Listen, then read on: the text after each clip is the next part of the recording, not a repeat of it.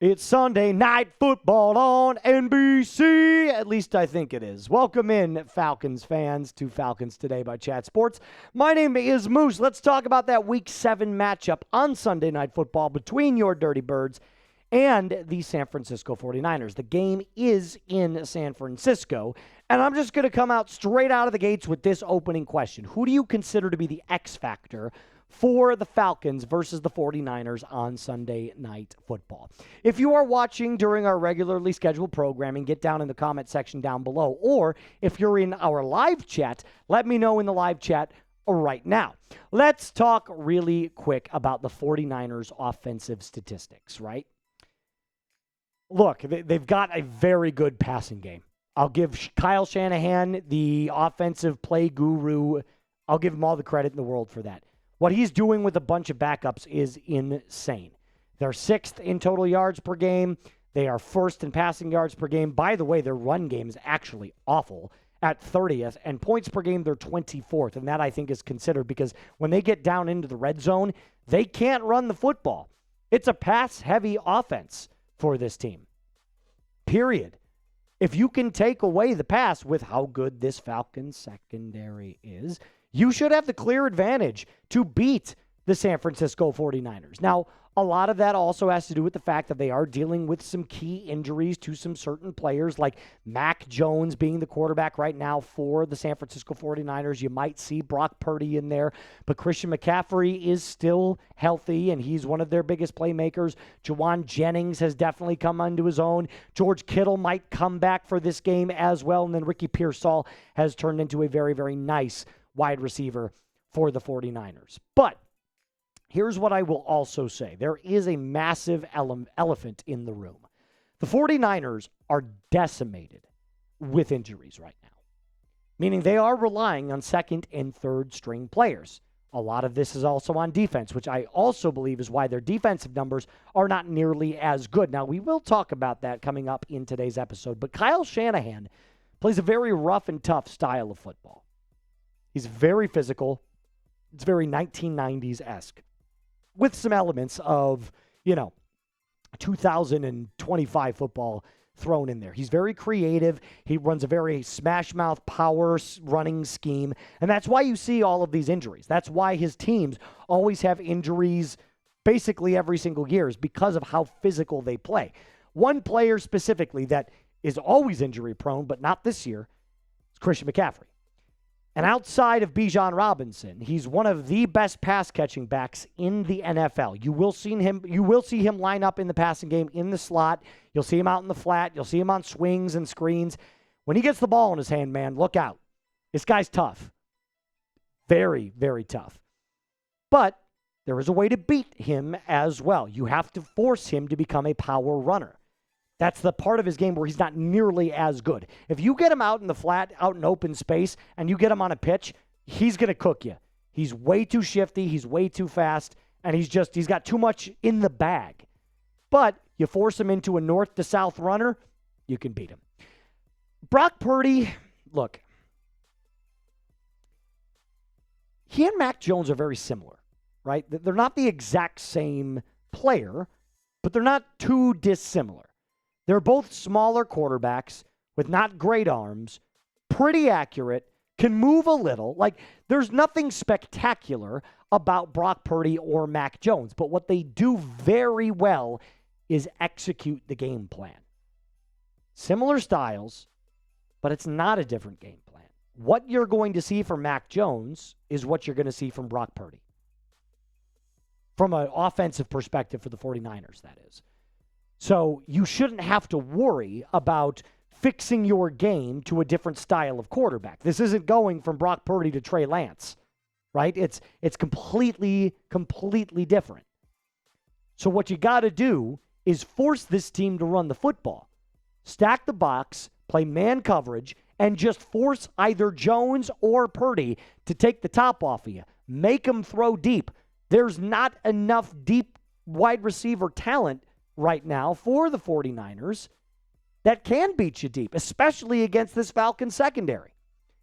And also, defensively speaking, for the 49ers, offensively now for the Atlanta Falcons, Bijan Robinson, I mean, what else needs to be said? He's your MVP. He can gash any team. We saw it.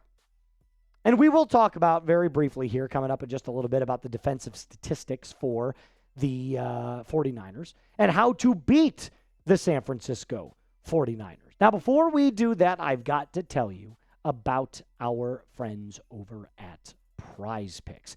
You and I make decisions every single day, but on Prize Picks, being right can actually get you paid. Don't miss any of the excitement this football season on Prize Picks, where it is good to be right. Did you know Prize Picks is the only app that offers stacks, meaning you can now pick the same player up to 3 times in the exact same lineup? You want to pick the more on Michael Penix Jr.'s passing yards, rushing yards, and touchdowns? Now you can, all in the exact same lineup, only on Prize Picks. You can also follow other Prize Picks players directly on the app and copy their lineups in just one click. Whether it's a friend, a celebrity partner, or just someone whose picks you like, hit the follow button and check out every lineup they create in the brand new Feed tab. How do you play? Pick the player, the more or less on their stat projection, and watch your money multiply. Up to 2,000 times your money this football season on Prize Picks. Just download the Prize Picks app today. Use code CLNS to get $50 in lineups after you play your first $5 lineup. That's code CLNS to get $50 in lineups after you play your first $5 lineup. Prize Picks. It is good to be right. All of that's going to be in the comments and description of today's video. All right. So what I view this team as, a San Francisco 49ers now that we're talking about him, is, look, the defense is mid. It is statistically and just from the eye test, it's just mid. You can gash this team through the air and on the ground.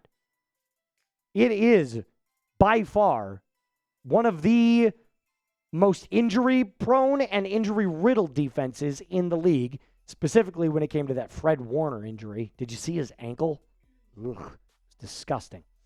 Yards per game allowed, 15th. Passing yards allowed, 18th. Rushing yards allowed, 14th. Points per game, 15th. So this isn't a bad defense. It's just not a great defense.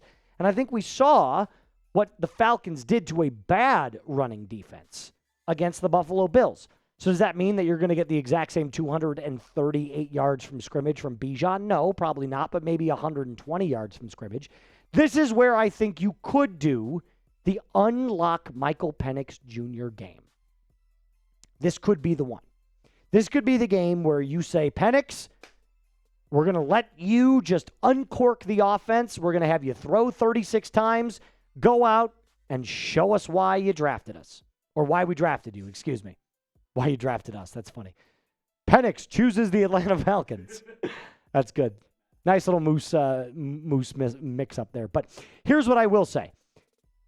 Penix at this point, as a Falcons starting quarterback, has been kind of a game manager. And I don't mean that in a negative way. He's just not making the mistakes. And it's almost like Zach Robinson says that to him. Look, we're going to give the ball to Bijan and Tyler Algier. Those are going to be the focal points of our offense. If you can distribute the ball to Bijan, Drake London, and Kyle Pitts with the Darnell Mooney injuries, you're going to have a lot of success in this offense. So don't turn the ball over. Hand the ball off. Execute the game plan. Milk the clock when we need you to milk the clock, and you will be just fine. And if all else fails, remember, you still have the MVP, right? It's Bijan. If all else fails, give the ball to Bijan. Watch him work. Continue to use Bijan out of the slots. I thought it was an excellent, excellent design from Zach Robinson. I'll give him credit. It was excellent. Use him like the X Factor, Swiss Army knife. There were so many motion plays that Zach Robinson drew up for him where he would start in the slot or start out wide, and then he'd come swing behind Michael Penix Jr. I thought in the first half against the Bills, it looked so creative. And statistically speaking, the numbers back it up that this is your MVP, period. 83 carries, 484 rushing yards, 24 receptions, 338 receiving yards, and 3 total touchdowns. I expect him to find the end zone a little bit more. So like I said, if all else fails, if Penix is struggling, just give the ball to Bijan. And I'm sure good things are going to happen. But that is not my key to victory, at least not the first one. The first one being Blitz Brock Purdy all night. Right? He's got that He had that toe injury earlier, so his mobility is kind of limited. He's not that, he had turf toe. That's exactly right. He's not that mobile to begin with. He can move a little bit, but not a ton. So blitz Brock Purdy all night, kind of like you did to Josh Allen. Key to victory number 2, close up the seam. Do not let George Kittle, if he's back, get up the seam. He loves to live in there. And that's a great pass, by the way, from Purdy. It's one of his best. His seam shot is electric. Something that I wish Michael Penix would actually watch a little bit of film on and learn how to throw with touch over the middle of the field, because Purdy does it tremendously. Speaking of Penix, let him spread the ball out. I want to see Casey Washington. I want to see Kyle Pitts. I want to see Drake London. Hell, activate somebody else. Activate Blair. Bring him in. I want to see the ball spread out. This San Francisco 49ers team is gettable. Matt Stafford chewed him up. I think Penix can be that player in this game. And like I said, to wrap it up, if all else fails, let Bijan cook. If the first 3 things don't work, get the ball to Bijan. Maybe even try playing him at corner. Who knows? I'm totally kidding. But that is my final key to victory. My final question to you before we get on out of here on our preview: will the Falcons start a 3-game win streak? Yes or no? I'm thinking yes.